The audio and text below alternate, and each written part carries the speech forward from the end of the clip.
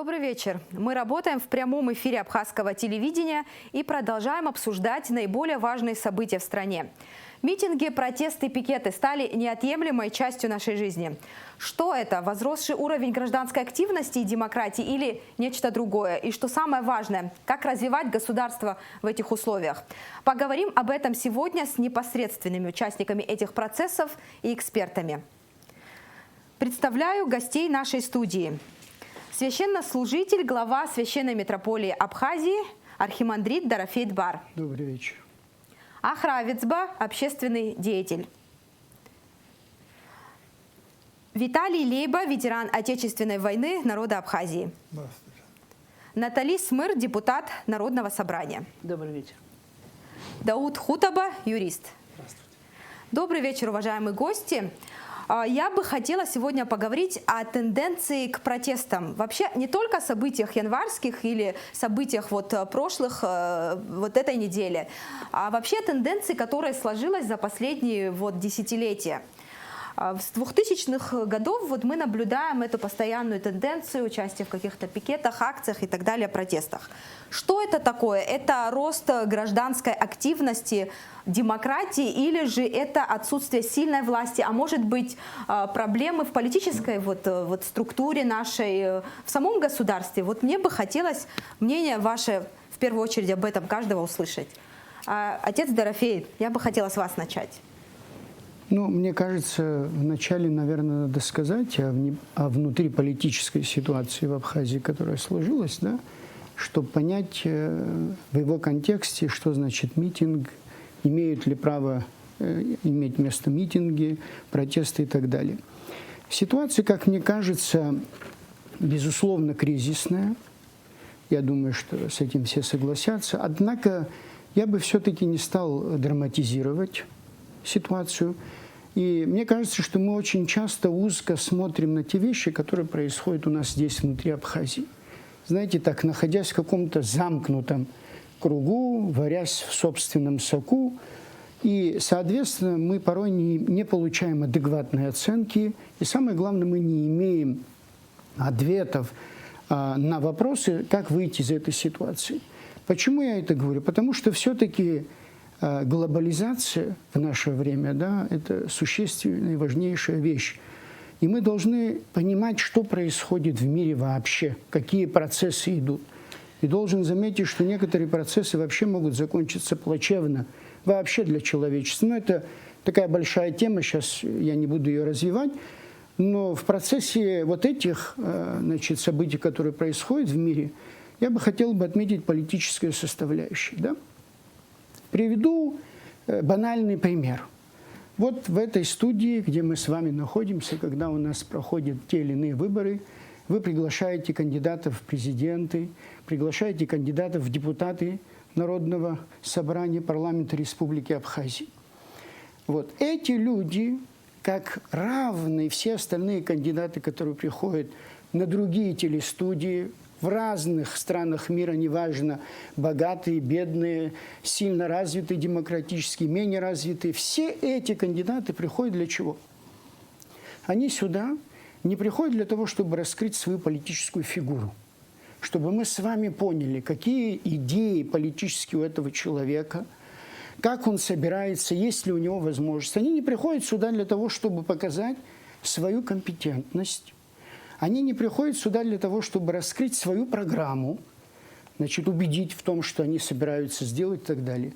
Простите, что я так говорю, но и те, кто сюда приходит, в большинстве, я не хочу обобщать никого, есть замечательные политики у нас и за рубежом, но большинство все-таки, я думаю, вы с этим согласитесь, те, кто нас сегодня слушает, большинство приходит сюда, чтобы, используя эфирное время, впечатлить избирателя и, соответственно, иметь большой электорат на выборах. С помощью программы можно было бы тоже. Я поясню. С другой стороны, мы имеем электорат. Он точно такой же, как и во всех странах мира.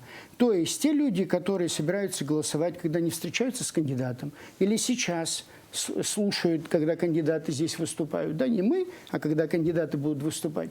Они тоже не пытаются вникнуть, разобраться, кто этот политик, способен ли он. Не пытаются понять, допустим, анализировать, вот эта программа вообще, она реальна?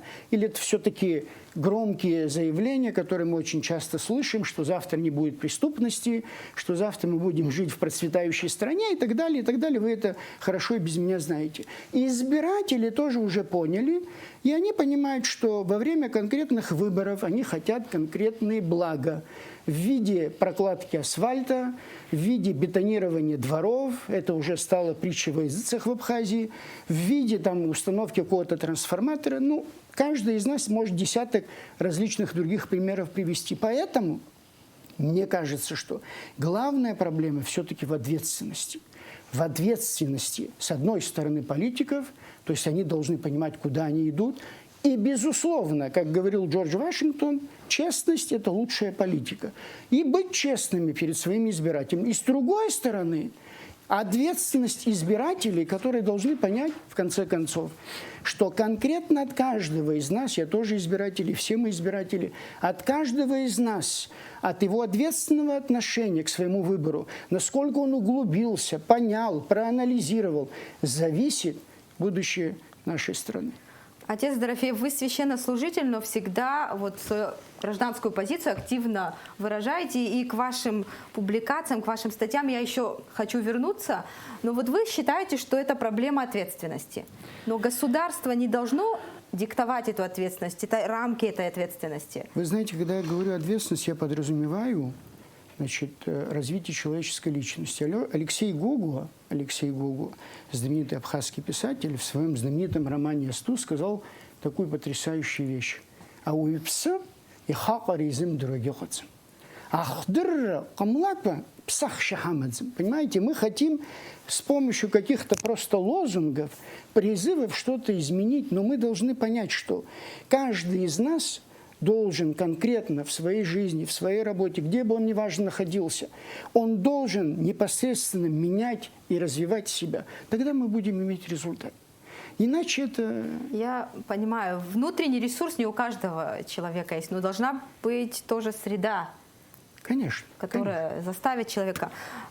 Наталья, я хотела бы к вам перейти. Да. Отец Дорофей считает, что это ответственность. У вас какая точка зрения? Вот почему эта тенденция в последнее время у нас так стала проявляться? Я вообще хочу сказать, я очень считаюсь с мнением батюшки, потому что я являюсь прихожанкой нашего отца Дорофея, но я бы немножко совершенно... Мне бы хотелось, как сейчас я совершенно по-иному вот хотела бы высказаться. Вот я себе даже вот здесь написала, краткое такое зарезюмировала. Вот давайте окунемся или откатим к нашей истории Абхазии. Вообще у нас в Конституции прописано, сход – это форма народоизъявления. Да? И одна из форм проявления, да, вот, народовластия – это у нас сход. Помните Лыхнинское собрание, обращение? И вообще, давайте вспомним наше национально-освободительное движение 1977-1978 года, когда мы именно... но тогда у нас стояли иные приоритеты. Ну, тогда, конечно, вопросы. тогда у нас мы отстаивали свою нацию, чтобы мы могли сохраниться как этнос. То есть у нас были совершенно иные приоритеты. Я сейчас скажу очень, очень некрасиво, наверное. Наверное, эта мышечная память осталась от того, что мы просто уже потом, в 2004-м, мы превратили это в смену одной власти другой. В 2014-м, в 2020-м. То есть, вы понимаете, я хочу сказать, произошла некая подмена. Можно со мной соглашаться, можно со мной не соглашаться, не знаю. Но произошла некая подмена понятия сходов, митингов, я не знаю, собраний. Все произошло как-то совершенно по-другому. Вы знаете, я хочу сказать, тогда, когда мы собирались для того, чтобы сохранить себя, это было, правда, вот Я гордилась и горжусь и тем, что у нас было, и это дало возможность открыть абхазские школы. В 2004 году я абсолютно не гордилась, простите, я очень люблю свой народ, и я правда, и я сама абхазка, и я очень болезненно к этому отношусь. Тогда мне было стыдно, что мы вот так выражали смену власти. Понимаете как? В 2014 это то же самое. То есть, и теперь мы уже, да, и теперь мы уже говорим, ага. Но это же бумеранг, понимаете? Это уже система бумеранга, она была запущена, вот теперь она будет возвращаться. Я хочу просто у нас же у всех спросить, стесняюсь сказать, 9 кровавое воскресенье, аналогию провожу с Россией. Ну, друзья, это просто вот, мне опять же было стыдно. Мне, честно говоря, я хочу спросить, я как-то в каком-то своем интервью сказала следующее, что это ахлократия и навлекла на себя столько нелестных высказываний. Да, это была, вот, и, на мой взгляд, это была власть толпы. И другого я не вижу. Я с вами поспорю, но потом... Но это мы потом поспорим. Но, батюшка, я еще раз говорю, я очень считаю с мнением батюшки, да, это мое личное четкое убеждение. Это была власть толпы. И если мы считаем, что 200 человек, может быть и в 2014, в 2004, а я хочу спросить тогда, вот знаете, я сейчас вот резко перешла на другую тему, а те люди, которые зашли, вот знаете, меня что оскорбляло? Вот меня как депутата, как женщину, как мать, меня оскорбляло. Человек заходит в кабинет президента, пусть даже уже там, которого нет, 2 секунды буквально, он берет печать. Я хочу сказать, вот Ахра к вам обратиться, это атрибут нашей власти. Украсть саблю, украсть посох. Это атрибуты власти. Я не знаю, может, мы плохо воспитаны уже стали. Не знаю. 2 секунды. Да. Наталья, вот вы затронули события 2004 года, 2014 года и 2020 года. И я, на мой взгляд, я еще такую фразу сказала. Народ стоит столько, во сколько он оценивает себя сам. Неужели мы себя так низко ценим? Вот что я хочу. Я правда не хочу, чтобы смена власти проходила вот таким путем. Абсолютно не хочу. Так вот мы сидим в парламенте. Вот этой тенденции все-таки? Я хочу, чтобы мы вначале поняли, что это за тенденция, и потом мы будем дальше развивать эту тему. Все-таки это такая народная память или как вы сказали? Ну, если бы это была такая мышечная память в том смысле, что я имела по вопросу национально-освободительного движения, это было бы хорошо, понимаете?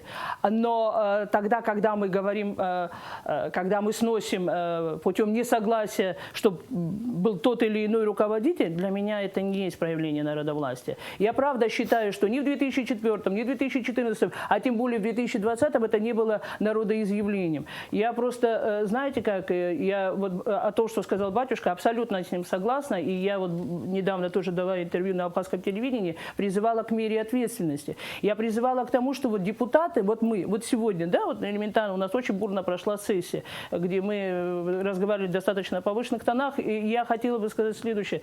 Друзья, но если бы мы озадачивались своими прямыми, функциональными, я повторюсь, я уже это несколько раз говорила, прямыми своими обязанностями, а у нас происходит что? У нас в парламенте уже произошла подмена понятия. Мы уже начали заниматься люстрацией, понимаете? То есть мы вот это все вот, порождение вот этих митингов, этих, я не знаю, сносов, сходов, как это назвать, не знаю. Вот мое четкое убеждение, но я с батюшкой могу согласиться в одном. И я тоже считаю, что я, например, вот работая в парламенте, еще раз говорю, за 2,5 года, я готова отчитаться за все свои законопроекты, которые я выносила. Я могу по каждому, вот у меня хорошо, я помню, от начала своей деятельности до сегодняшнего дня все законопроекты. Наталья, кстати, вам спасибо, потому что ваши коллеги сегодня все отказались от участия в эфире, и только вы, женщина, вот согласились. Благодарность вам. Ахра, к вам хочу обратиться. Вы непосредственный участник вот событий последних. Как вы считаете, вот эта вот тенденция, что это, на ваш взгляд, такое и почему? Как вообще назвать вот все, что с нами происходит в последнее время? Я, конечно, извиняюсь, что вперед старшего скажу, просто забуду часть вопросов, которые в речи звучали нашего глубоко уважаемого депутата. И чтобы не уйти потом в смысле, я сейчас так... Вы будете оппонировать? Не то, что оппонировать, чтобы... Наш формат там позволяет. просто в речах звучали как бы как вопросы, и я хочу, чтобы сразу ответить. Начнем, например, с того момента, что мышечная память и так далее. Наверное, потому что я ребенок своего народа из Дертазу Пилосто. И другой момент, с 2004 год, 2014 год, 2020 год, это те годы, которые вы согласны, что нас не красят. Да, абсолютно. Правильно. Абсолютно. Вы назовите мне вот в этих всех трех ситуациях одну личность, которая принимала во всех трех ситуациях была виновной. Одну личность. Ну, Ахра, можно я вам сейчас Поэтому просто я ремарка? сейчас не буду... Натали, давайте договоримся. Пусть Ахра Мы договорит. виноватых не ищем, но в трех ситуациях всегда была одна личность. Поэтому мы считаем, что на этом мы закончили. Другой момент, касаемо посохов, сабли, которые нас не красят. Я с этим согласен. Но эта ситуация возникла ровным счетом, знаете, после чего? Когда ваш коллега пришел в первую же ночь к главе государства и сказал, как ты мог оставить атрибуты власти и уйти, а если они к нашим врагам попадут? На утро мы читаем в соцсетях, что атрибуты власти пропали.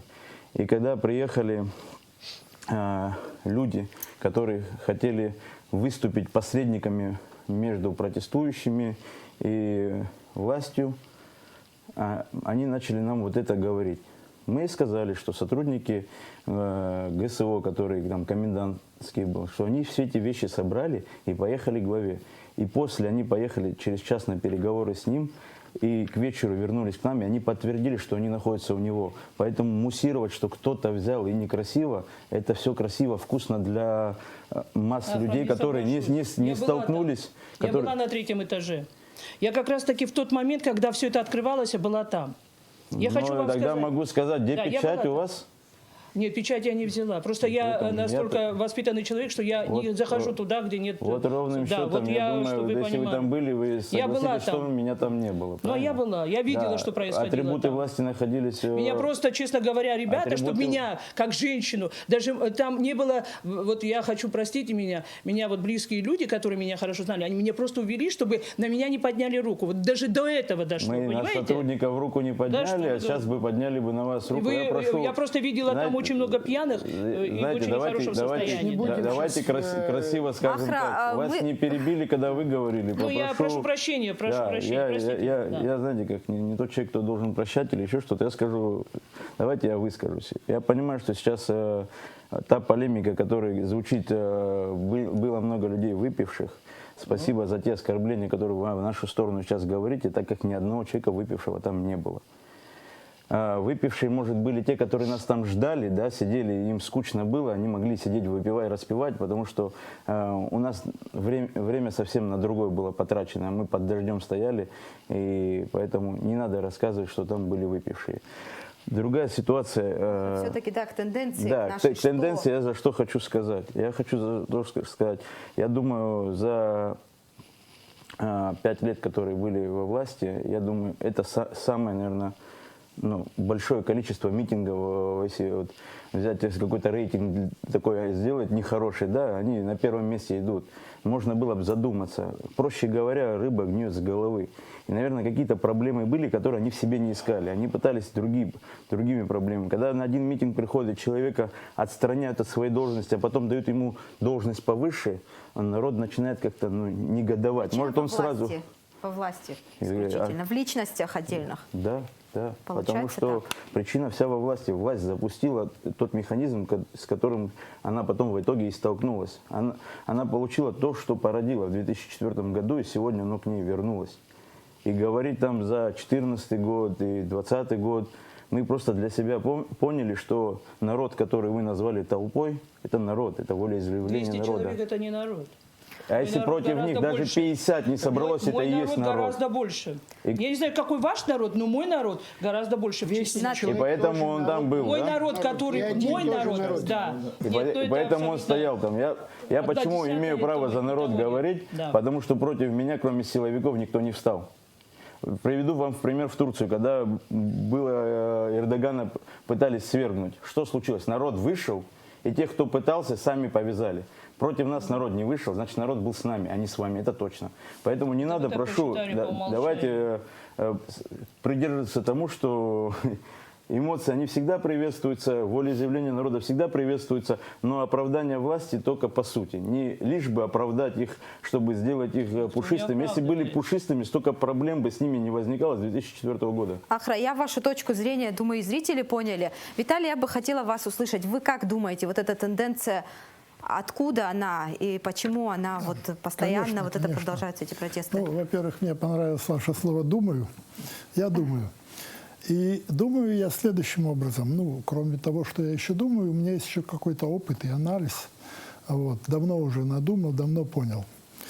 Ни один народ на земле, и абхазцы, разумеется, не являются исключительным народом. Я видел много, вот, жил среди них, был среди них своим. Вот. Ни один народ на земле не состоит из сознательных граждан. Большинство любого народа состоит из людей полубессознательных, которые поддаются любым эмоциям. И кто в этом виноват? Я скажу так. Можно сказать и разбираться, кто виноват в частных вещах, вот как вы пытаетесь это делать, да. А можно подойти из позиции общей. Вот как раз общая Я позиция. считаю, общая позиция такова, что мы неизбежно, пока у нас не будет выстроена система, в том числе и система подавления, и система экономического развития, если это возможно. Ну, в фантастических проектах она может быть. У меня часто бывает в голове фантазии, так что и я имею такие фантастические, скажем, какие-то вот идеи. Так вот, пока не будет выстроена система как подавление, навязывание авторитета, потому что любое государство – это инструмент подавления в первую очередь. Пока этой системы не будет, пока люди будут собираться для того, чтобы говорить общие слова, что народ должен, а что народ не должен, и это будет обязательно. Почему это происходит, я скажу. Ну, может быть, не все причины назову. Первая причина – слабая власть. Кто виноват? Разумеется, виновато правительство, раз оно не сумело иметь достаточный авторитет, чтобы люди не пошли туда. В этом я где-то как-то солидарен с Ахрой. И в 4-м, разумеется, и в 14-м, следующее, и в 20-м. дайте я скажу, да. Следующее, кто виноват? Правительство, потому что оно не сумело арестовать всех зачинщиков, посадить их и потом наказать тех остальных, которые участвовали. Это означает слабая власть. Так вот, я не обвиняю, в условиях Абхазии почти фантастикой является создание твердой сильной власти. Создать себе авторитет в условиях современной Абхазии на данный момент тоже фантастический проект. И я скажу почему. Если бы Абхазия была страной, в которой то, что вы называете народом, занималась бы производством, реализацией результатов, я повторяю, не труда, а результатов своего труда, потому что труд сам по себе, он мало что приносит. Результаты труда – это еще и риск, и постоянные размышления, и попытки, и постоянный риск упасть в грязь или взлететь вверх. Так вот, если бы наше население занималось бы этим, то у них, во-первых, не было бы времени протестовать. А так получается, что при небольшом, абхазцы не являются самым темпераментным народом, это мы просто привязаны были долгое время к очень северной стране с достаточно спокойными людьми. Но поэтому нас почему-то считали, ну, объединяясь с армянами, азербайджанцами, еще более южными народами, темпераментными. Мы не настолько темпераментные, уже наши соседи-мигрельцы гораздо большим темпераментом обладают. Но какой-то темперамент у нас есть. Так вот, обладая какой-то долей некоторого повышенного темперамента, очень большой долей незанятости, очень слабой властью, деньгами, которые мы получаем из кассы, а нет результатов своего труда, разумеется, при любых неудовлетворениях наших постоянно растущих потребностей мы будем всегда находить причины для того, чтобы обвинить. Кого обвинить? Тот, кто раньше нас успевает к этой кассе забрать оттуда деньги. Ведь народ возмущается не тому, что народ трудится, продает табуретки или высококлассные компьютеры. Народ возмущен тем, что из кассы должны выдавать ему. Деньги они уже в готовом виде, а берут другие. Вот поэтому у нас это будет происходить всегда. Слишком маленький, короткий путь от простого человека до президента. Слишком близко. И еще есть одна вещь. Что такое власть? Власть действует, когда есть власть, над ней еще власть и над ней еще власть. Создать систему, в которой в каждой деревне будет власть, потом над ней еще власть, это мы уже не можем. Большой власти, которая стоит дальше, она на нас как-то так вот снисходительно смотрит, ну поиграйтесь пока, а мы посмотрим, кто вас подберет.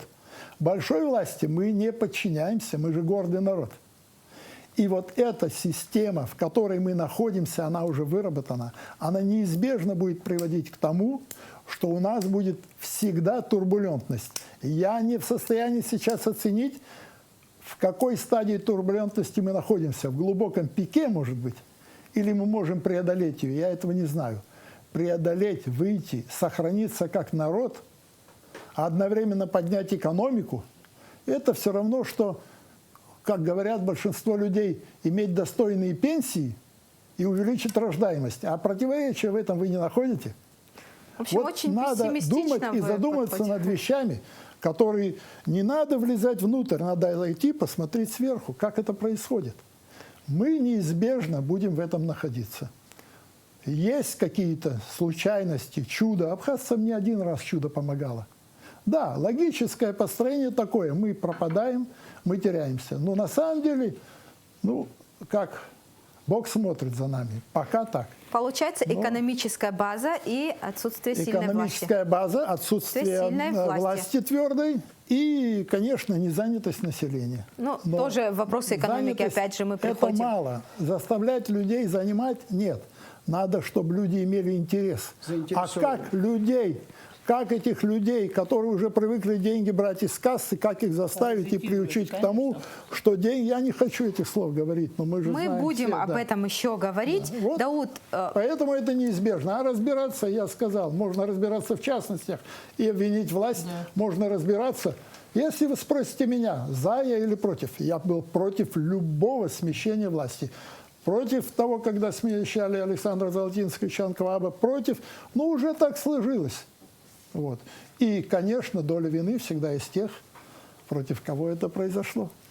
Дауд, вы в университете работаете, но и несколько лет вы в парламенте проработали. Вы кандидат юридических наук. И в парламенте тоже часто во время принятия каких-то важных законов и давления оказывается. И вы вот все видите сами. Скажите, вот... Эти протесты тоже у вас на глазах происходили. Как вы думаете, то в чем причина? Вот наши гости все свое мнение высказали. На ваш взгляд, это вот ответственность, это отсутствие сильной власти, это экономика. Что вы считаете? Ну, я понял вопрос. Спасибо. Ну, вот смотри, про последние все волнения я как бы уже был сторонний наблюдатель, скажем так. Я уже в парламенте не работал. Так бы черпал информацию либо из интернета, либо вот я, честно говоря, на второй день приехал в Сухум, там много моих друзей, братьев участвовало во всем этом с обеих сторон, так уж получается. И вот спрашивал, что хотел понять все-таки ситуацию. И вообще по результатам всего того, что я видел, обдумывал, я пришел к таким выводам. Разумеется, причин несколько. Того, что мы вот плавно так или уже в последнее время не плавно, наскоком переходим к такой митинговости, как вы выражались сегодня. Первое и самое главное, что мне кажется, это, конечно, тяжелое положение вообще в стране. То есть я говорю здесь о том, что вообще жить трудно в стране. Я думаю, это каждый почувствовал. Второе, это, наверное, социальная несправедливость. Когда люди у нас, которые привыкли, в принципе, да, быть равными друг другу, да, мы живем с таким мироощущением, скажем так, они замечают, что сегодня... Кому-то позволено все, кому-то не позволено ничего практически. И иногда вот эти вот, знаете, вот это чувство несправедливости, очень часто, я даже скажу, оно обосновано. Иногда оно, наверное, как-то создается от непонимания общей ситуации, насколько вообще стране сложно. нельзя же во всем винить как-то, да, власть, потому что есть некоторые объективные причины, которые не позволяют сделать то, что необходимо. А есть некоторые причины, которые не поддаются, да, никакому объяснению. Когда совершается то или иное действие, да, и нет никакой реакции, и людям не помогают, да, или еще что-то, например, как мне кажется, да, абхазам очень претит вот как чувство, это вот игнорирование проблемы. Вот. Опять же, вот это вторая причина, на мой взгляд. Третья причина – это вот слабость власти, как уже и Виталий Алексеевич сказал, и говорили сегодня тоже. Слабость власти, она потихоньку привела нас к тому, что, ну, уже, оказывается, можно. Добиваться можно такими методами. А тем более, учитывая, да, что есть такая несправедливость, что по-другому добиться не получается, тогда уже, естественно, люди начинают делать так, как получается. Может не слабость, а некомпетентность? А какая разница? Ой, Большая. я думаю, это все... Нет, отчасти, наверное, и так. Это Отчасти, всё наверное, и так. Но разумение, эта но слабость, она, наверное, появляется что? От некомпетентности, так же? Скорее всего. Да, это одно следует другому. Я как бы в целом, я абсолютно с вашим замечанием согласен. Даже думаю, можно это объединить воедино или разделить как разные факторы. Но вот я это вижу так. В этом... И вот как бы ни было, наверное, я раньше так не думал, но потихоньку прихожу к такой мысли, что, наверное, все-таки после 2014 года такая дорожка оказалась проторенная. Вот показалось, что, даже не показалось, наверное, оказалось, на мой взгляд, что так можно. Да, я 2004 год, во-первых, я был помладше, я очень смутно помню эти времена, я тогда тем более находился на учебе, я уезжал в Абхазию, не находился. И как бы, может быть, не столько в курсе, многое подзабыл, но как бы ни было, прошло 10 относительно спокойных лет после 2004 года. А после 2014-го, ну, буквально на следующий год началось. Ну, экономическая ситуация в те годы тоже была немного лучше, чем сейчас. Там кризис потом начался и так далее. Получается, вот вы все... Если Да, вы мне позволите, я просто хотел небольшую реплику тоже сделать. Вот давайте определимся с тем, митинги, протесты, давление и так далее, это часть демократии или нет? Понимаете, мы в Конституции написали своей: строим демократическое государство. И я считаю, что не только, наверное, я, что и митинги, и протесты, и давление, оказание давления на исполнительную власть, чтобы она принимала соответствующие решения, на законодательную власть, чтобы она принимала соответствующие законы.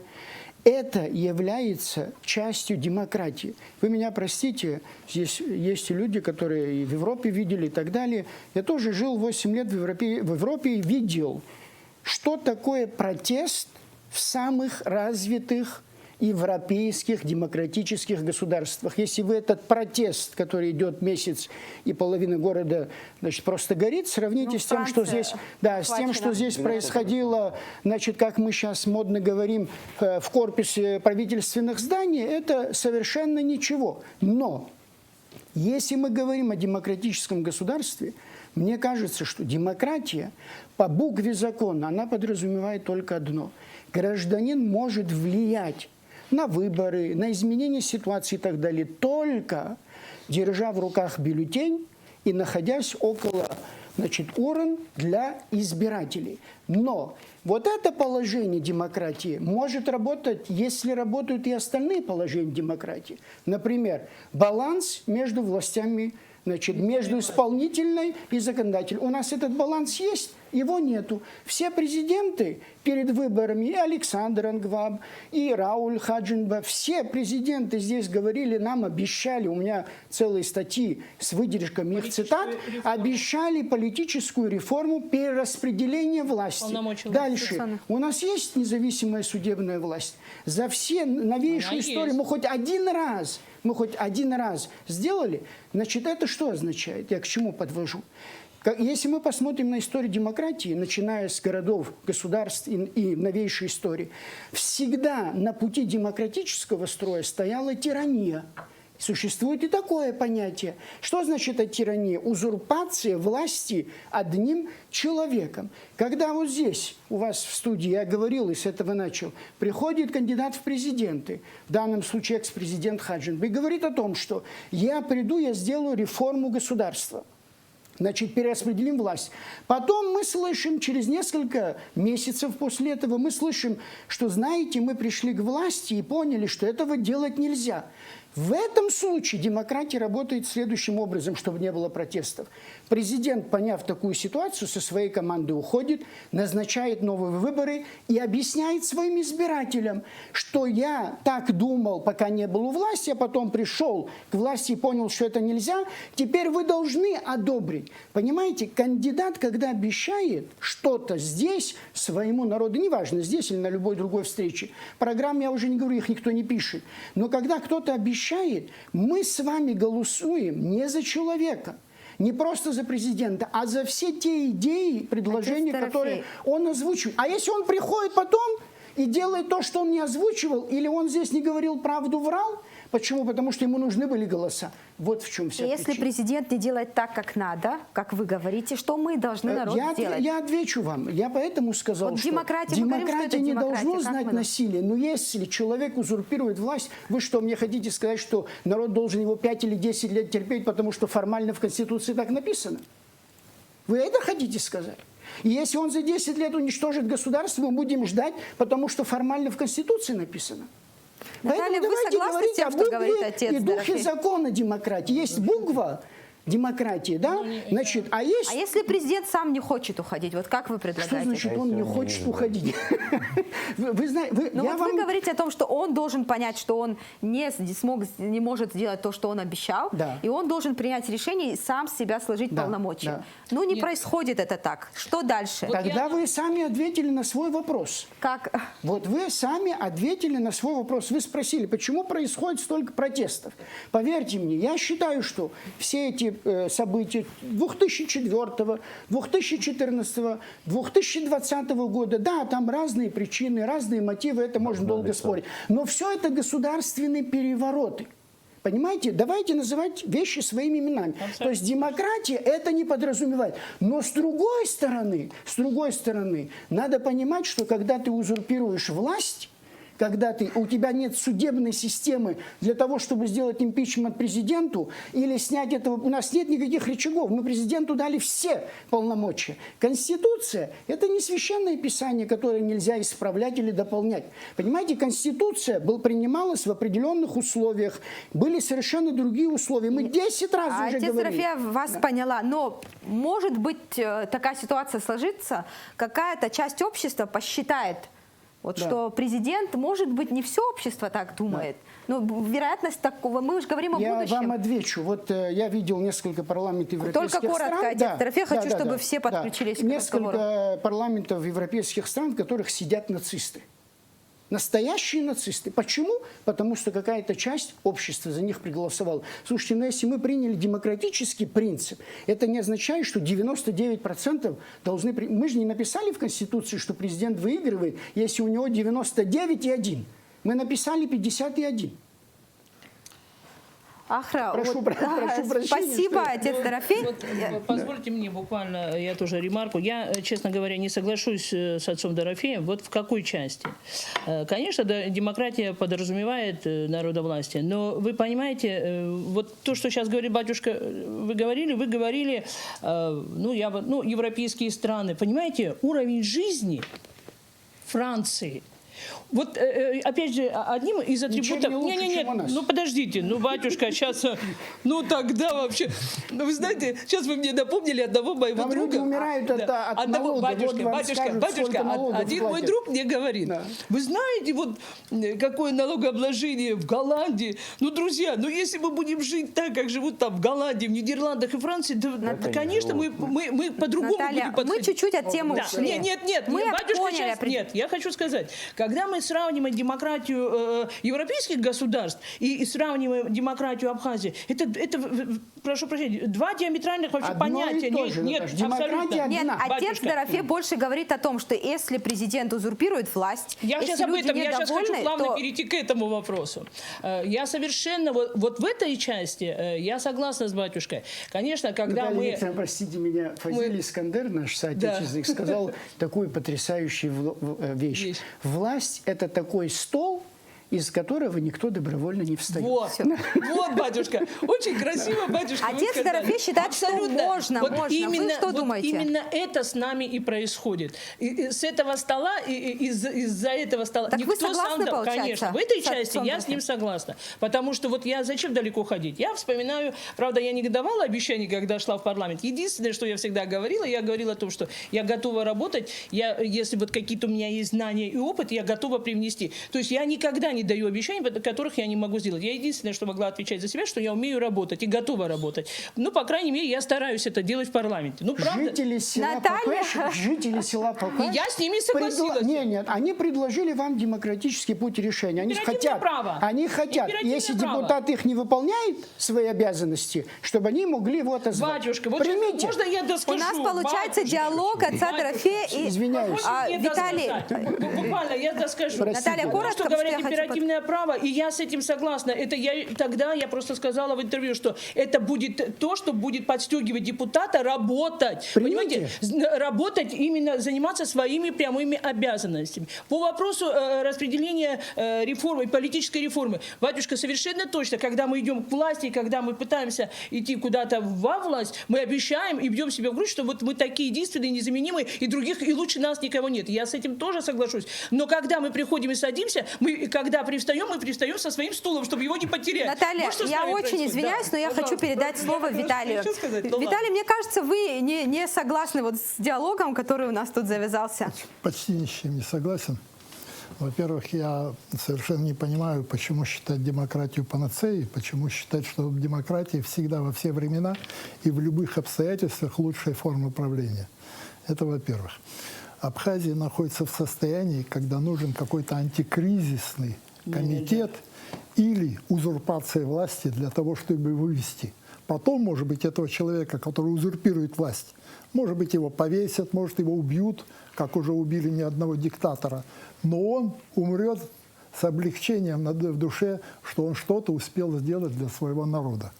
Поэтому я хочу сказать еще... Каддафи, да? Один из примеров, да. Один из примеров. Их было немало таких, Немало, ну да, как ну Пиночет, просто, да. Пиночет, да, и так весь далее. вот- И я не провожу прямых аналогий, не хочу их приводить, потому что это имена давно уже затасканы, они давно уже как бы и оболганы отчасти, и отчасти, может быть, и справедливо обвинены. Дело не в этом. Дело в том, что мы находимся в кризисной ситуации. Кризис у нас выражается не в том, что мы голодные, мы живем не хуже. Я объясню, почему мы живем не хуже. Не может никакой народ, никакое общество жить намного лучше, чем окружающие. Есть как бы системы сообщающихся сосудов. У нас с севера и с запада России, у нас с другой стороны Грузия. Намного ли хуже живем мы, чем в России? Сейчас отойдем. Давайте сравним с Грузией.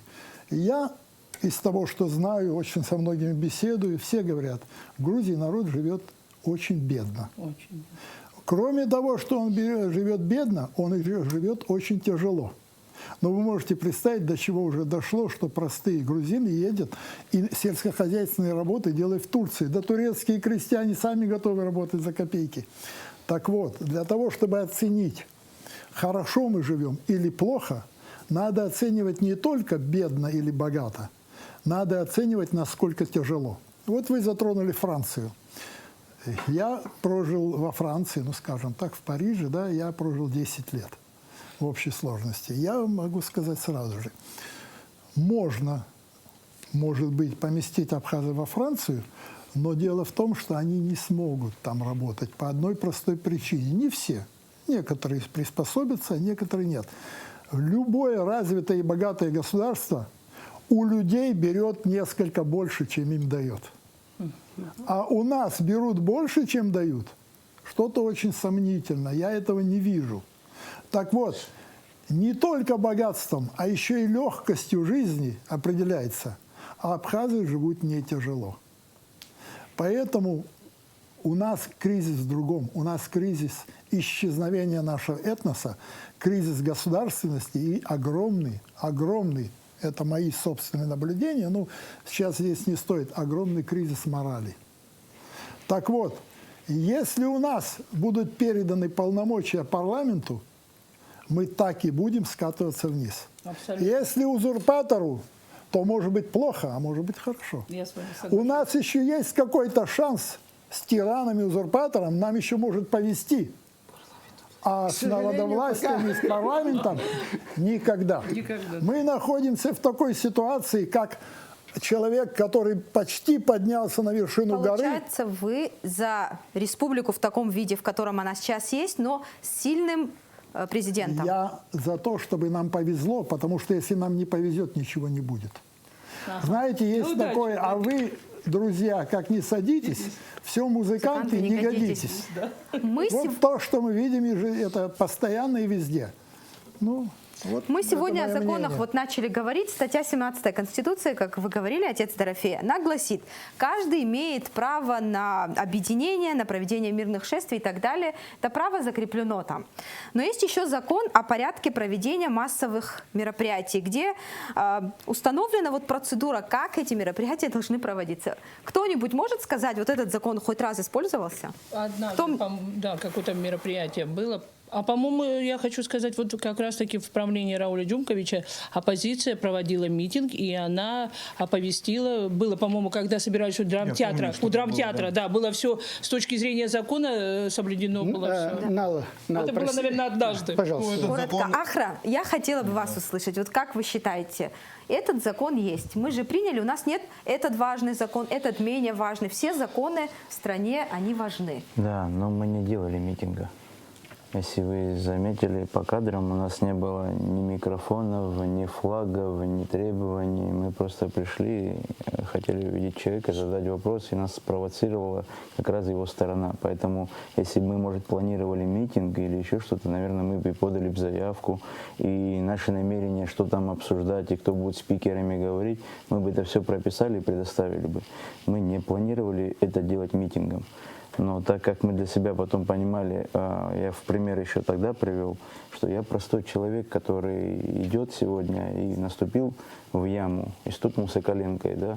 Вот у меня есть выбор засыпать эту яму, ждать, пока ее засыпят, или даже не обратить внимания пойти.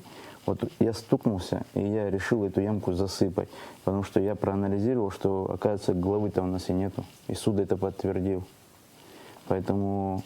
Насчет того, что сильного лидера до этого говорили, я это поддерживаю, если лидер сильный. Но если там сидит человек, который его же сторонники говорят, что его окружение им правит, это не лидер. Это не тот человек, который поведет нацию вперед. Не говоря, что уже нашу целую государственность и будет строить. Касаемо демократии, которые обсуждают всегда, именно те страны, которые Америка под видом демократии около 50 войн начала. Но сам в том момент, что у них две партии всего лишь. И они между собой периодически меняют. И ни одного наблюдателя к себе не допускают. И их система до сих пор никому не ясна, как они вообще эти выборы проводят. Как эти выборщики выбирают и все это. Касаемо, когда приводят постоянно какие-то страны к нам и пытаются их навесить, вот человек, который 10 лет прожил в той стране, которую я сейчас хочу затронуть, когда были митинги желтых жилетов, вот, так случилось, что в моем подразделении, которым я руководил на Донецком направлении, очень много французов было. И так как у них визы, не визы, там все время процессы, вот эти раз в 3 месяца они вынуждены выезжать, я все равно с ними в общении. И мы для себя понимали, что вот этот весь протест сделала Америка. Но чтобы перехватить чуть-чуть инициативу и тот градус сбавить, мы своих ребят, которые там находились, мы их направили туда в массы, чтобы понять, что происходит. Для себя это чисто наша инициатива была, что нам даже пришлось у себя там оправдываться, когда там в шутку сказали, что подкрепление отправим. Тот момент в том, что они стали заниматься службой безопасности желтых жилетов. И уже когда все это начало спадать на нет, когда активность упала, общение-то дальше мы продолжали. И вот у меня просто момент возник, я узнал причины всего этого, да, там, потому что я должен это прочувствовать, чтобы сказать. Последний итоговый мой вопрос был, вот, чтобы тебе просто, нехорошо просто пожить вот во Франции, сколько тебе доход должен быть? Он говорит, 1500 евро. 1500 евро для простого человека, да, который, ну, молодой там парень, ему 25 лет. Я не знаю, может он завысил эту сумму, может не завысил. Нет, это для не себя, завысил. Нет, это для так. себя я понимаю, если... Кое-как. Да, вот он выжить, я так и спросил. Выжить, Да. это жизнь кое-как. 1500 евро. Вот когда нам меряют те стандарты и пытаются привязать, дайте 1500 евро сегодня в 100 000 рублей зарплату, что у нас будет в государстве? Все будет у нас нормально. Просто нам, когда вот эти стандарты навязывают, не в многих странах я был, но и рядом, который с Америкой государство есть, туда тоже слетать смог. Может, больше летал бы, если бы не 15 часов перелета, да. Но и плюс есть те моменты, не во все страны я могу прибыть. Где-то я сразу буду задержан. Но те страны, где я видел, чем больше я куда-то появляюсь, тем больше я свою родину люблю. Легкость жизни. Здесь просто мы должны своему крестьянину объяснить, что политикой интересоваться, быть вовлеченным — это хорошо. Но это не значит, что Айгуш Ангеловна... А крестьянин должен политикой заниматься? Вот здесь Он должен, один из наших гостей сказал такие слова, кухарками назвал комментирующих женщин, и очень многие обиделись. Не, я за что скажу? Крестьянин должен понимать, чтобы мог знать, за кого голосовать. Неважно, потому он что кухарка или крестьянин сегодня не крестьянин. увлечен политикой, поэтому сегодня никто программу не пишет. Вот что до этого звучало, ни одна партия, ни один кандидат, никто не идет именно с какой-то программой, ее не отстаивает. Единственное, наверное, вот это за 20-ю статью ребята в нее вцепились, и вот понятно, что они с ней идут, да, там что-то вот они статья. А вот целая программа, чтобы кто-то, партия излагала ее, отстаивала, в этом курсе шла, и депутатов выбирая, когда они ее не лоббируют, они их снимали, новые выборы. Такого у нас нету в стране. И я для себя что хочу, что он не должен слышать Кристину Орова. Нет, он должен понимать, что он именно это приветствует, и он с этим должен пойти. Но не забывать, что ни один президент не придет, ему поле не вспашет. Вот это нельзя забывать. Если сегодня ему дают пенсию, и он на это хлеб покупает, он не должен забывать, что все-таки курица его кушает ту же кукурузу, которую на полях у него вырастет. Все, покупая то, что не сэкономил, да, это уже расход все равно. Поэтому я для себя считаю, что мы должны в первую очередь не отрываться от своей земли, что мы всегда это делали. Пот, он всегда заставляет нас о чем-то думать. Дурные мысли из головы всегда он выбивал. Можно я продолжу? Как-то мне пришлось в горы поехать во Франции. У моего близкого друга из Парижа, у жены умер отец. Вот. Ну и я полетел, значит, как это у нас положено, у абхазов. Конечно, они были в полном там шоке, как так, из Парижа прилетел. Ну там не каждый день самолеты летают, потом оттуда надо было на машине. Ну я прилетел, чтобы участвовать в похоронах. Вот. И район такой, Обрак, там занимаются разведением коров. Только белые коровы. Ну, интересный такой регион. Люди внешне очень похожи на абхазцев. Вот. В большинстве своем светлокожие, темноволосые, такой же тип лица примерно. Ну, горцы все похожи. Вот. И крестьяне эти, узнав о том, что я из России, они спрашивали, какие у нас в России коровы, как мы их кормим и так далее. Это их крестьяне, их интересы. В аналогичной ситуации в Абхазии мне говорили: Виталий, ты из Парижа приехал? Да. Ну как там ваш Саркози? Нашим крестьянам интересен президент Франции, а их крестьянам интересны российские коровы. Вот и разница. Да, Нала, я, если позволите... Да, отец Зарафим, мы 50 минут, кстати, уже в эфире. 2 минутки. Я вот тоже согласен с тем, что, Виталик, вы говорили, простите, я отчество не называю, в абхазской... Нет, я не говорю просто... Я как раз никогда... Я не говорю принципиально, даже если с Пхедзоца... Я принципиально вас не буду называть отец. Я никогда не называю священником. Просто в абхазской традиции как-то некрасиво называть по отчеству. Значит, вот согласен я с тем, что было сказано Виталием в отношении... Конечно, вы понимаете, я тоже не сторонник парламентского правления. Да? Я просто говорю о том, что если вот выпадет нам, да, сильная фигура, которая поведет народ, все будет нормально. Если не выпадет, ничего не получится. Есть научные исследования. Каков процент из всего населения могут быть способными, чтобы править государством? И простите меня, этот очень маленький процент. Мы, как Нестор Лакоба, как Килишбе, как Владислав Ардзин, это можем еще 100 лет значит, ждать, когда они такие люди появятся. Но нам же такой Поэтому нужен лидер пока сейчас. его нету, пока такого человека нету, мы должны немножко сдерживать баланс. Для чего? Если я не ошибаюсь, это Черчилль сказал. Да, демократия – это не самая совершенная форма правления, но лучше ее, пока никто ничего не придумал. Поэтому я не говорю о том, что демократия создаст рай на этой земле. Я просто говорю о том, чтобы минимальные проблемы создавались в том или ином обществе. Ну, у нас не было спора, просто я уточнил, и вы тоже. Я поняла вас. Я хочу вернуться вот к сегодняшним вот событиям в парламенте. Закон о выборах, он не изменен. Он в том же виде остался, поправки не внесли. Предстоят выборы. И совсем скоро, уже в марте, будут новые выборы.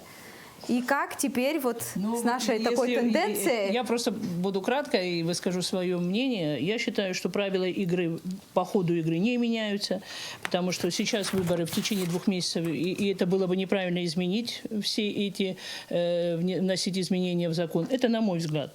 Но что хочу сказать по тому, как будет подсчет проводиться, да, это суд вынес решение, да, он подтвердил,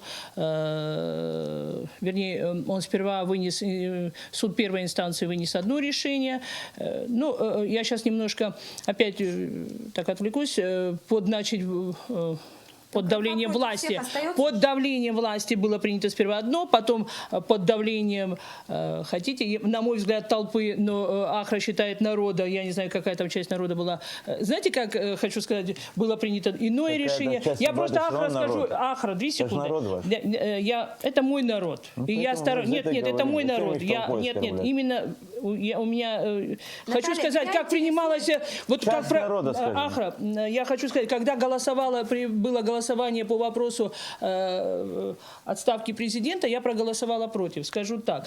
Вы знаете, что меня возмущало? И когда некоторые депутаты, сперва это было большинство, которое не голосовало за отставку президента, их было, не могли набрать большинство, их было 16 человек. Значит, мои коллеги-депутаты, значит, пишут смс-ки, вот надо посвистеть, пошуметь, попугать депутатов, и тут же образовалось количество 19. Я вот против вот этого, Ахра, чтобы вы понимали. Ну, не важно, но я хочу сказать, уходим от темы. Я хочу сказать, я считаю, вот я скажу свое мнение, менять правила и менять закон, вот уже непосредственно находясь в предвыборных кампаниях, нет смысла. Все очень четко в законе прописано. Вот, откровенно говоря, это должно быть, получается, потому, хотя я считала, что это должно быть простое большинство, но сейчас, потому как написан закон, против всех графа остается. Более того, будет считаться, она будет суммироваться с итогами второго кандидата, плюс против всех должно быть, да, будет так считать. Вероятность того, что один из кандидатов с большим отрывом выиграет, и опять вот эта ситуация нет, там повторится? первый тур всегда должен быть 50+1, если этого нет, то второй тур будет считаться так. Представим, что 100 тысяч голосующих, опять же, кандидат, который набрал наибольшее количество голосов, должно быть 50+1, другого нет. Все. Меня волнует, нет. вот депутаты понимают сейчас, какая ответственность на них? И почему нельзя вот этот вопрос отрегулировать? Знаете как, я вам сейчас скажу. Дело в том, что когда мы уходили на каникулы депутата, вот лично, мое было лично предложение о том, что давайте устраним некую правовую коллизию, которая дает понимание, двусмысленное понимание, вот, трактования этого закона. Но парламент не дает сейчас трактовки, это должен был сделать либо Конституционный суд, либо Верховный суд. Что происходило? Конституционный суд сказал, что это не в его полномочиях. Вы представляете, вот что творится в нашем государстве. А Верховный суд, ну, я не знаю, ни депутаты не озадачились устранением данной правовой коллизии, ни Верховный суд не озадачился. Я вот это к мере ответственности. А сейчас вы говорите протесты, почему? Нет, батюшка, я не говорю, почему протесты. Я говорила, по-моему, как. Нет, я хочу сказать, что я также считаю, что должна была присутствовать мера ответственности. И ничего нас, депутатов, не останавливало. Вот Дауд работал в парламенте, собраться. Ответственность на ком? На парламенте исключительно? А я считаю, что подождите, суд принял решение, и он посчитал, что признать выборы недействительны по ситуации. Интерпретируется же. Нет, суд дал оценку, он вынес решение, что не признает выборы, выборы второго тура считаются недействительными. Поэтому здесь очень просто считается, значит, сумма второго кандидата и против всех суммируется против того, кто выиграл. Все. Дауд, вы как юрист, что скажете по этому поводу? Это Ну, опять я может не создать... соглашусь. На мой С чем? взгляд, изменения все-таки надо было вносить. Сейчас как получается? Давайте вот Что я вам мешает по примеру, депутатам? я вам вот по примеру. Что мешает, это отдельно как бы может скажу, может быть, но сейчас вот почему я считаю надо было вносить изменения. Давайте вспомним выборы летние. Как у нас Секундочку, Дауд, один вопрос. Вы считали, что должно быть простое большинство или 50+1? Как вот просто сразу? Меня устраивает, я вам объясню как. Да. И так, но тут, Но, тут вот разница. просто для Если себя. простое большинство, Да. то можно оставить как есть просто простое большинство. просто там надо- А если квалифицированное большинство, то есть 50% Да. там плюс 1, тогда уже, я считаю, там необходимо было убрать во втором туре графу против всех. Вот, видите? Вот мое мнение такое, я объясню, почему я так считаю. Просто вот вспомним, да, на примере летние выборы. Первый тур прошел, дальше вышли Хаджимба и Квициня. Вы помните потом, что началось? Проголосуем против. Да, Они договорились? Как? Нет, я вот говорю, то есть сторонники кандидата Аршба, да, на тот момент, да, очень много разговоров было о том, чтобы взять и проголосовать против всех.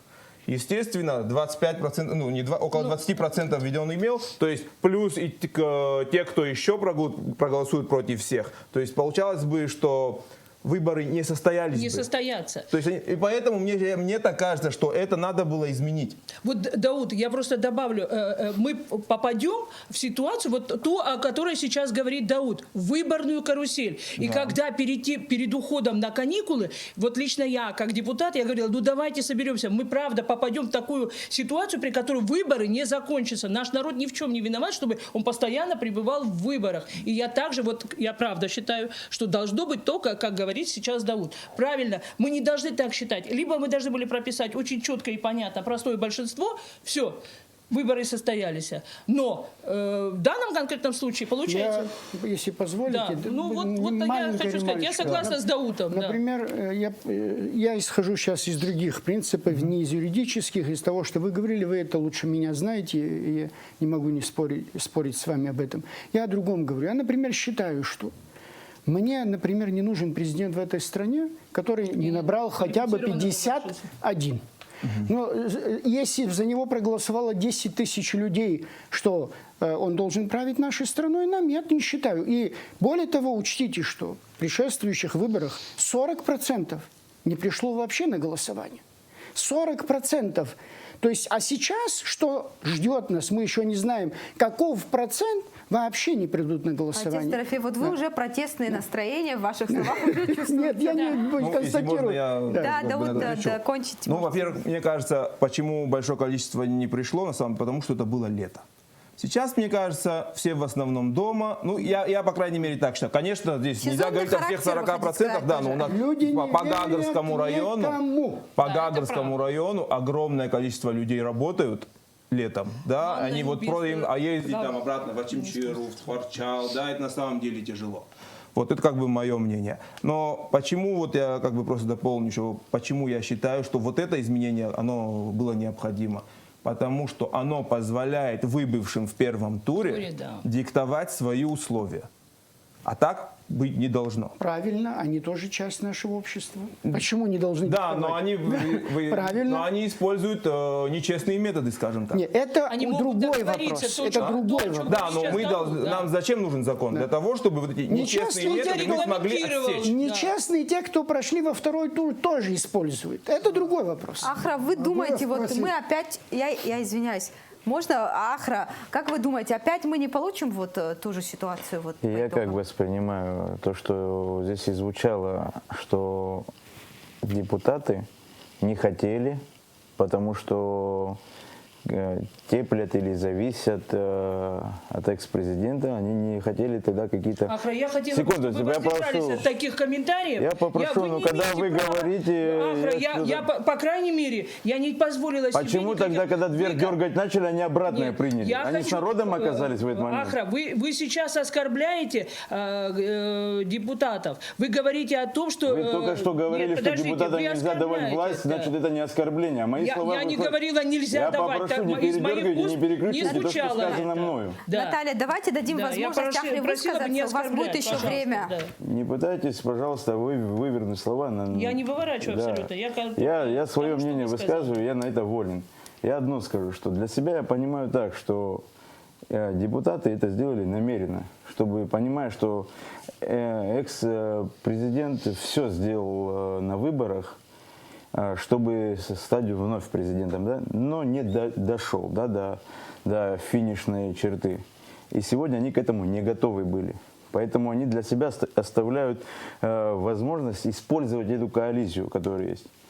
Поэтому они это не принимают. Хотя у них сегодня суд решил, ну, там много процессов было, вплоть до того, что когда вбиваешь в соцсетях и проверяешь, кто толковал этот закон, толковал ЦИК. ЦИК не имеет права толковать этот закон. Нет, ЦИК не имел, вообще он не толковал. Ну что вы так, говорите, суд посмотрите на вынес решение. спутники, они и выложили. Я за что говорю? Ахра, получаете, вы допускаете Я вероятность, допускаю вероятность, пусть это будет моя ошибка. Мне не тяжело говорить, что я ошибаюсь или еще что-то. Я человек, который может быть правым, может ошибаться. Но я для себя понимаю, что это просто они оставили на всякий случай, на пожарный случай. Если бы народные избранники в этот момент подумали о народе, что может опять произойти столкновение, в первую очередь бы они приняли бы. Но если так не принимается, мы, наверное, просим, но если уже начали вы журналистов запускать, то такие вещи можно и опубликовать, кто за, кто против, чтобы мы прекрасно понимали. Потому что как мы можем требовать своего депутата обратно, да, там, если мы не знаем, как он там себя внутри ведет?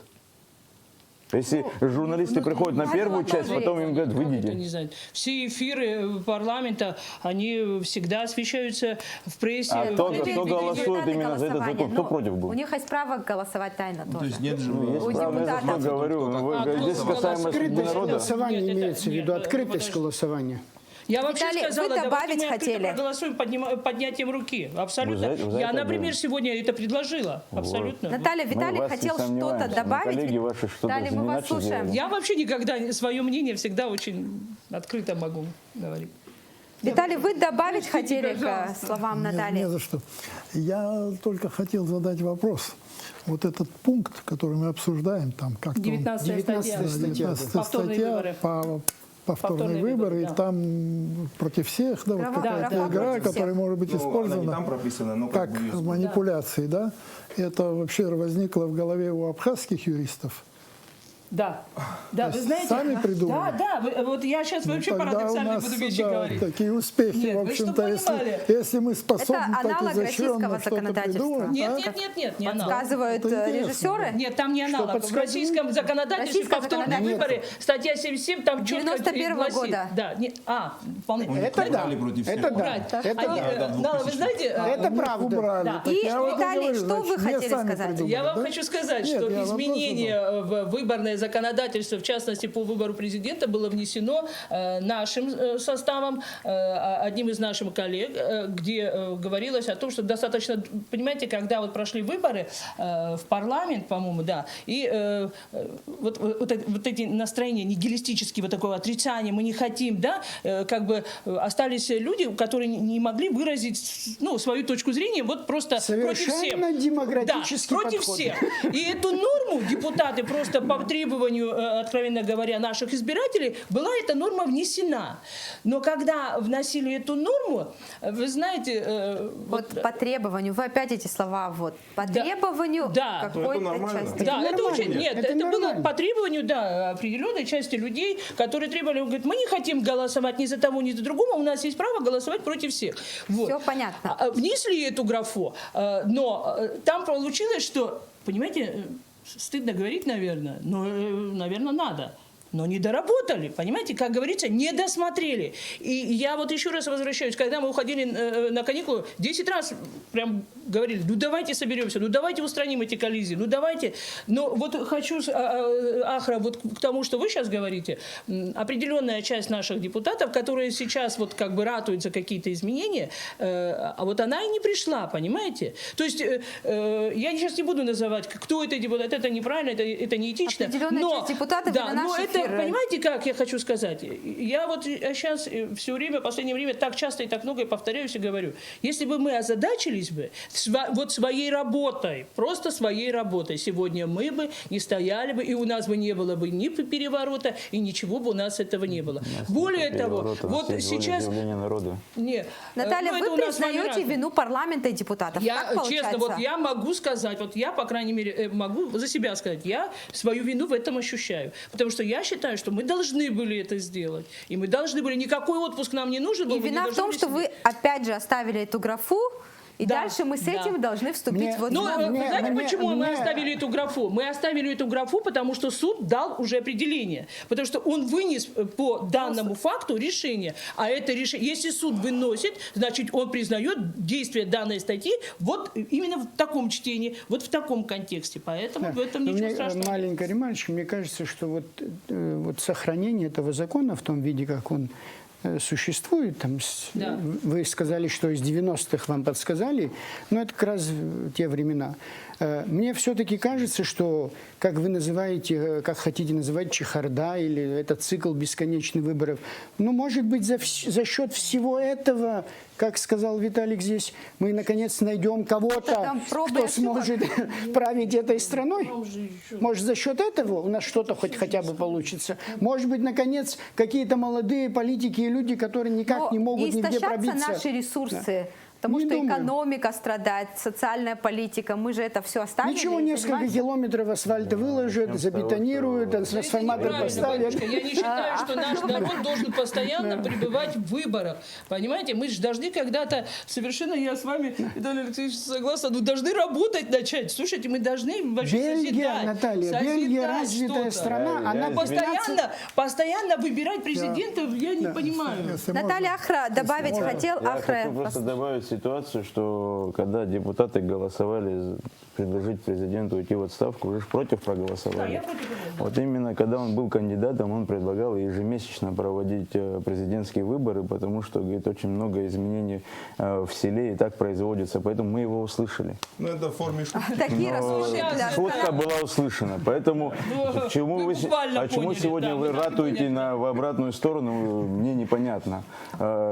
Это Я человек, всегда который рада. просил ежемесячно Вы проводить знаете, выборы. я абсолютно не всегда согласна была с тем, что говорил президент. И если бы вы внимательно следили, я достаточно часто и достаточно, ну, как-то всегда высказывала свою точку зрения в Ну, работе. я Да. извиняюсь, может, чуть-чуть будет неправильно, не так, но насколько вот просто в народе говорят, я чуть Да, да. внизу, я скажу, что они вас называют лоббистом его в парламенте.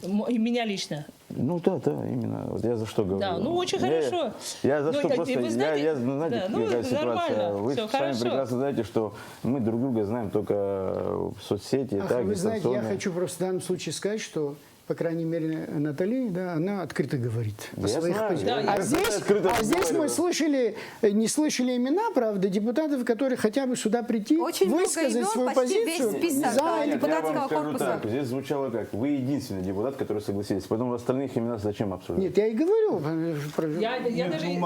Я свои взгляды никогда не Есть. скрываю. Одинаковые объективные причины у всех, в общем. Мы чуть-чуть от темы Анна ушли, Сергеева, но вот вот Иван мы Рабанкин. уже больше часа в эфире. Мне бы хотелось, чтобы мы такой вот итог. Что с этим делать? Мы определили, вот есть тенденция, как и почему, но дальше что с ней делать? Как нам перейти к строительству, к развитию государства? Потому что бесконечно митинговать, бесконечно устраивать протесты, это негативно сказывается в целом на нашей стране, на нашей жизни. Давайте вот, отец Дорофей, коротко, по порядку, какой-то нам вывод. делать, в смысле? Да, что вот с этой тенденцией, делать? что нам, Риторический как вопрос. достичь Что стабильности? Вы знаете, я закончу тем, с чего я начал. Вот как-то в свое время Оппенгеймер сказал такую вещь. Свобода и власть подразумевают ответственность. У нас есть действительно свобода. Вот сейчас вы сказали, редко где встретишь эту графу против всех. Действительно, да? Свободу никто нам не мешает в этой стране сегодня. Да, есть геополитика, есть какие-то другие вещи. Все это мы прекрасно понимаем. Но, простите меня, сегодня никто нам не мешает здесь, вам на телевидении делать то, что вы хотите сделать. И мы прекрасно понимаем, что когда без власти в этой стране, у вас появляются замечательные эфиры. Каждый вечер всех вы приглашаете. До этого у нас не замечательные, До получается. этого, прости, вот человек меня спросил, отец Дорофей, я вас давно не видел. Да? Давно не видел. Я не потому, что вы не хотите меня пригласить или кого-то другого пригласить, но у нас, к сожалению, так получается. Понимаете, когда приходит какая-то власть, все эфиры куда-то исчезают, все остальное куда-то исчезает. Поэтому все-таки, мне кажется, если каждый из нас, а мы живем в свободной стране, и я хочу верить в это, что мы живем в свободной стране, по крайней мере, я себя ощущаю свободным гражданином этой страны, и у меня есть право, как и у всех, голосовать так, как я хочу. Поэтому, если мы все-таки ответственно отнесемся, и прежде всего политики, потому что сейчас зависит от политиков, насколько они ответственно отнесутся к тому, что, предлагая себя в качестве кандидата в президенты или депутаты, чем это может обернуться. Вот если ответственность будет, и с другой стороны, избиратели, я еще раз говорю, что я избиратель, и мне тоже хочется все взвесить, потому что мы уже все десяток раз ошибались. Все мы на одни и те же грабли наступаем, все мы верим красивым лозунгам, а потом живем в той стране и в тех реалиях, которые нам не нравятся.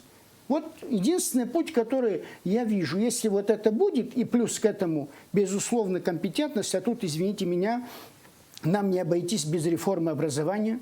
Ничего у нас не получится, пока серая масса будет выходить из нашего главного университета. Ничего не получится. Нам нужно привлечь всех молодых людей, которые получили прекрасное образование и в России, и за границей, и находятся непонятно где, и там осуществляют свою работу, а здесь они приедут, значит, им никто ничего не дает делать. Если мы эту категорию тоже не привлечем, и все время мы будем 20 лет видеть одни и те же лица на политической платформе, простите меня, ничего не получится.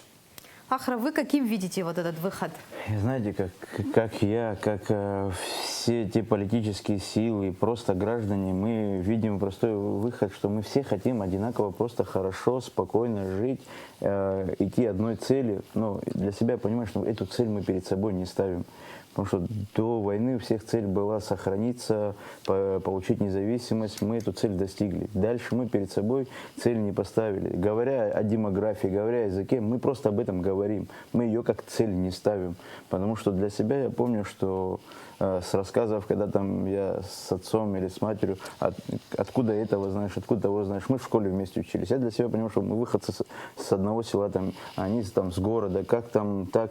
А просто вот именно, что отправляли детей, чтобы язык знали и так далее. Много тех ситуаций, которые нация была воедино сплочена и одной задачей думала и к этому шла. Сегодня мы перед собой не ставим. Вот в пример там, что многие мы там смотрим заграничные фильмы, там «Американская мечта» вспоминают. Вот я с многими там общался, кто туда ездит, там фильмы. Я пытался для себя понять, что такое американская мечта. Это просто миф, который навязало им государство, который говорит о том, что ты работаешь всю дорогу на государство, а в старости где-нибудь поедешь, отдохнешь. Мы сегодня родились и уже отдыхаем. И тот момент, что мы перед собой не ставим ни для своего государства, ни для своего кандидата никакой цели. Он сегодня приходит и нам, пенсионеркам, говорит, что 500 рублей это смешно, я приду, и он сталкивается с реальностью. Но эту реальность он скрывает до тех, пока не приходят к его дверям и не начинают орать. Ты когда с реальностью столкнулся, выступи перед своим народом. Потому что те обещания, которые дает политик, это его намерение. Ты выступишь, что я намерен к этому идти, но сегодня реальность вот такая, поговори со своим народом. Но почему туда, как будто перед тем, чем зайти в кабинет, им кровь меняют, или что, почему они потом перестают слышать свой народ? В общем, открытость политиков. Открытость политиков, поставить задачу, обратиться, например, опять же, я сейчас, пусть мне это не хочу не грубить, не вспоминать, экс-президент, да, когда я ушел в Донецк, я вернулся, мне он орден мужества на грудь вешает. Встречая здесь одного и второго главу Донецкой Народной Республики, а потом обвиняют, что граждане Украины здесь где-то вмешались.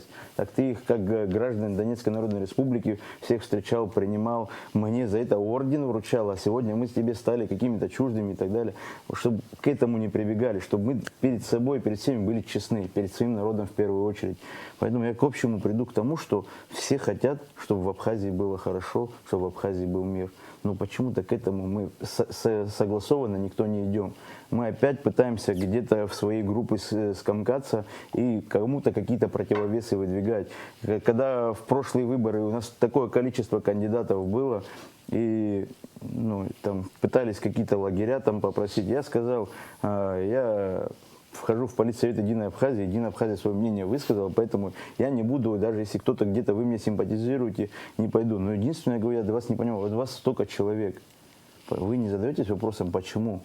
Вы все готовы или еще что-то, или просто у вас самолюбие играет?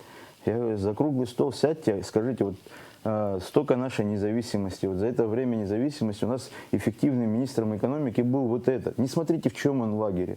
Просто составьте вот этот список министров и так далее, чтобы было понятно. Потом идите и выдвигайтесь. Нет, они так не хотят, потому что они не хотят для народа. Они хотят для своего окружения туда дойти. Вот в чем проблема. Я думаю, когда-то придет время, когда все очнемся и придем к общему знаменателю. Спасибо, Ахра. Виталий, вы какие видите вот решения объединить страну? Что для этого? Что вот отойти от этой тенденции надо сделать? Знаете, так выходит всегда, когда собираются люди, которые хотят говорить правду, то каждый говорит эту правду либо в силу того, как он ее видит, насколько он ее охватывает, либо от того, какое у него настроение. У меня здесь, как я понял, сегодня настроение самое парадоксально пессимистическое, поэтому я ничего не вижу. Я только скажу, что Дорофей сказал, что надеется, что мы живем в свободном обществе. Я скажу хуже. Мы живем в очень-очень свободном обществе. Хорошо это, да, свобода это хорошо, но когда ее очень много, она неизбежно начнет превращаться во что-то плохое. Власть, когда она не находится в одном месте, она как вода, как пар, который начинает появляться везде.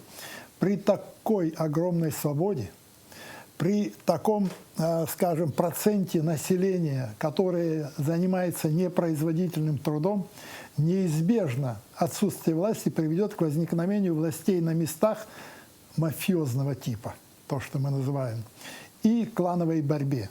Я думаю, что какие-то зачатки этого мы уже видим, а как будет дальше, мы хотим, чтобы это не перешло пределы. Вы, в общем, за государство как сильный институт принуждения. Таким видите выход? Если это будет возможно, если будет тот, кто сумеет. Сумеет, да. Да, я бы сказал, знаете, такой во главе с сильным лидером. Вы помните, в советское время была такая вот игра какая-то, если бы директором был я скажу, если бы диктатором был я, если бы тираном был я бы сказал, что я сделал бы со всеми. Но я не смогу. Натали, ваше мнение? А других нет. Итог какой вы? Знаете, так, я хочу сказать, пока я работала в банке, управляющей, потом я была 12 лет депутатом районного собрания, вы знаете, я питала иллюзии на то, что нет, не сегодня, но завтра наступит светлое будущее. Вот еще немножко, и мы достигнем. Я разделяю абсолютно, но когда я пришла во власть, в частности, парламент это тоже одна из ветвей власти, законодательная, да, и я сейчас сказать, у меня нет рецепта, как сделать нашу жизнь лучше, прекрасней и хорошей. Я согласна. Как отойти от этой тенденции, я согласна с тем, что Ахра сказал. Понимаете, когда ты идешь во власть, ты там обещаешь, даешь какие-то обязательства, берешь на себя.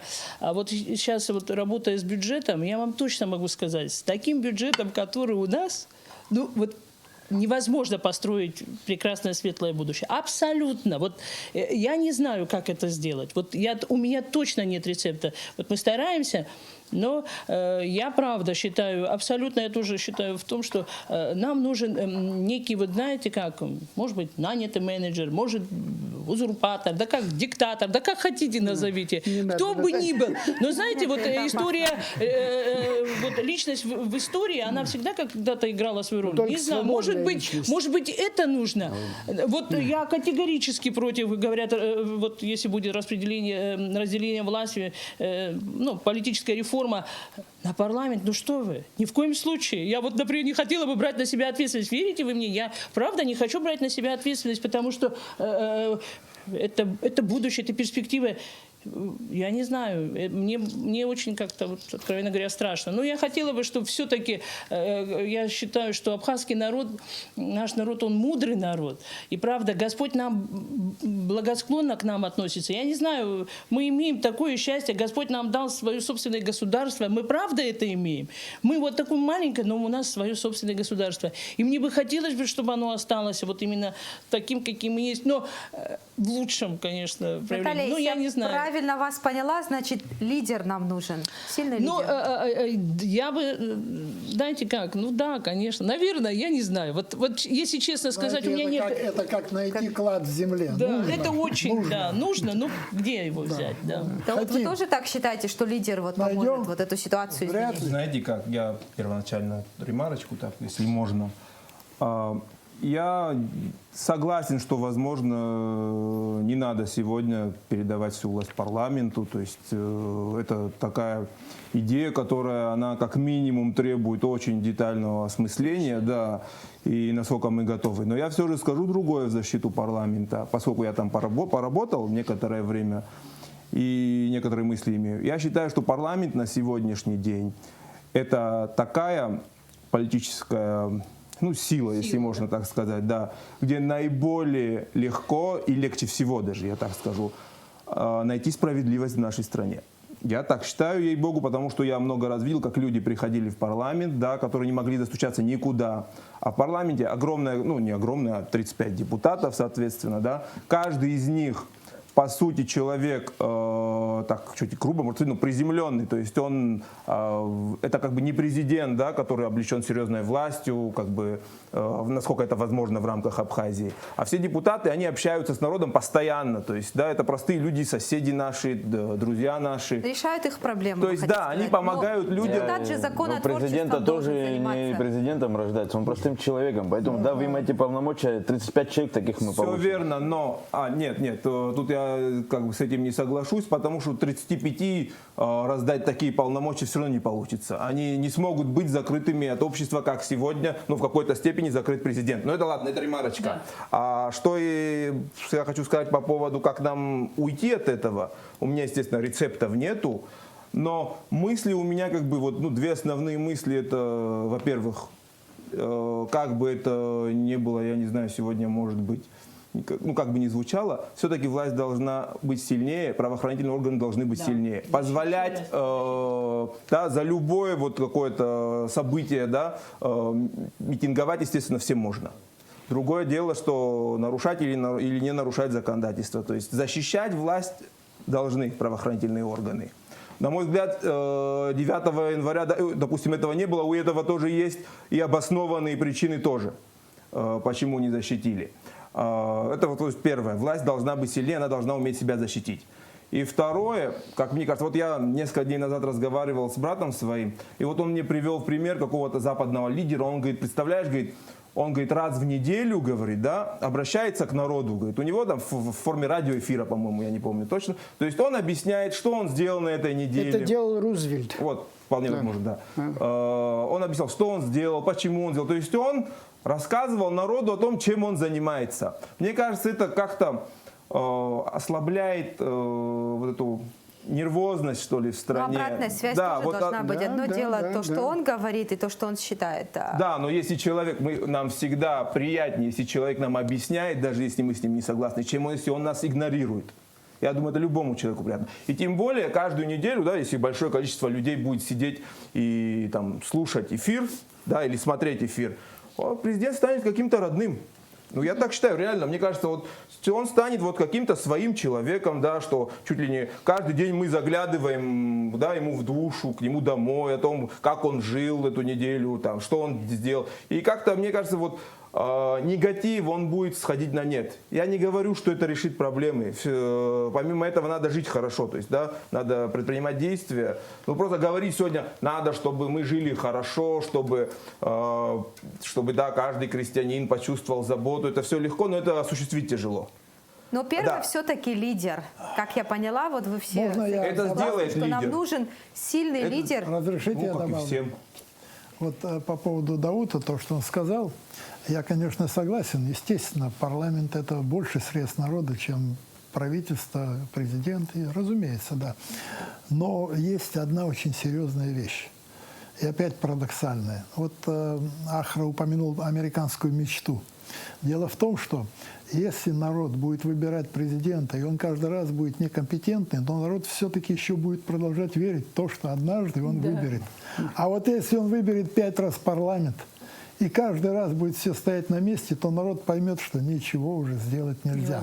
А сила народа, такого маленького, как абхазский народ, в неосознании себя самих, в том, что они не понимают, насколько они крохотные и маленькие, насколько им грозит исчезновение. И только потому, что абхазы этого не знают, не видят, не понимают, только поэтому они борются, и это позволяет им выжить. Поэтому очень часто познание бывает во вред. Поэтому я за то, чтобы мы пытались и выбирали, пытались и выбирали. Парламент – это мы. Мы выбрали один раз, выбрали 3-й раз, а потом поняли, а мы никто. Вот Вы знаете, поэтому вот, я против. Нала, здесь говорят о том, что, допустим, речь не идет, я не говорю передать всю власть парламенту. Но вот почему, скажите мне, премьер-министр не может назначать парламент? Скажите мне. Нет, дублирование Мы функций сейчас- в нашей сегодня Дорофей, действительности мы можем существует. бесконечно Конечно, это дублирование обсуждать. функций, в частности, администрация президента, кабинет министров, там все происходит. Конечно, что-то можно было бы пойти по пути реформирования политической системы, и чтобы не было одно не заменяло другое. Да, разговора нет, но... 2 политических кризиса в Абхазии не решила президентская власть, не вице-президент. Совершенно согласна, Решили да. парламент, парламентарии. 2 согласна. политических кризиса. Вот, значит, надо сделать баланс, и все. Да, надо... Да. Да, у нас дисбаланс существует Давайте, в знаете, политической не системе, доведем к тому, конечно. чтобы народ потом еще и парламент выгонял следом. Поэтому давайте Ну, там лучше посложнее будет. Оставим как есть. Там будет посложнее. Это намного сложнее. А вот видите, теперь И вы это согласны с тем, что приведет к все-таки большому парламентское разочарованию. правление Нет, лучше? сложнее, но... Это гораздо Знаете, сложнее. давайте Спасибо, нам спасибо. Разочарование ближе к народу наступит опустимся. Мы быстрее. всю дорогу панацею ищем в Надежды не политике, но останется. там не будет ее. Все-таки я бы хотела сказать, Сильный что лидер, который ответственность поведет. не только на парламенте, но и на нас, На гражданах, всех. которые выбирают парламент, которые пойдут и будут участвовать в выборах. Лежит и на нас с вами. Я хочу вас всех сегодня поблагодарить за участие в дискуссии. Спасибо вам огромное. Спасибо. Спасибо. Всем спасибо. Мы пытаемся найти выход, когда большинство стран уже через это проходили. Я хочу завершить передачу словами древнего мыслителя, который еще задолго до нас озвучил важнейшую мысль. Процитирую Платона, он говорил: «Я вижу близкую гибель государства, где закон не имеет высшей силы». Я думаю, идея сохранения нашего независимого государства через главенство закона должна заставить объединиться наше общество. На этом я прощаюсь с вами. До свидания. До свидания.